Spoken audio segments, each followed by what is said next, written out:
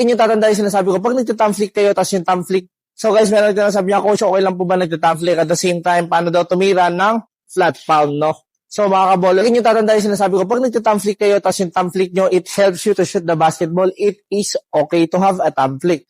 Pero kapag nagtathumb flick ka, pag-cause yun sa pagsablay, hindi okay, no? So, kailangan mong gawin, kailangan mo baguhin. Pero kung yung thumb flick mo, nagkukos sa pag-shoot ng bola, it is okay. Kaya lang naman na pinapatanggal yung thumb flick kasi most of the players ay nasisira yung shoot nila dahil sa thumb flick, no? Yung sa mano, same lang. Pagka mag-shoot siya with the palm, no, same lang sa pag-shoot. Ang problema nga lang, wala na siyang butas dito, no? Kaya kila Steph Curry, no?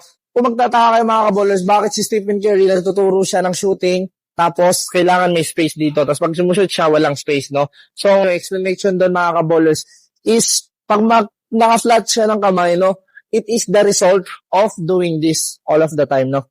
So, kapag laro na kasi, hindi mo naiisipin na nakaganto, no? It is the byproduct, yung flat palm, it is the byproduct of doing this lang, no? So, every single time you have to shoot the ball, ganito na, no? So, it is the byproduct. Sa training, gagawin mo to, yung merong butas or merong space, pero sa laro, huwag mo na isipin, no? It is byproduct of doing this most of the time, no? So,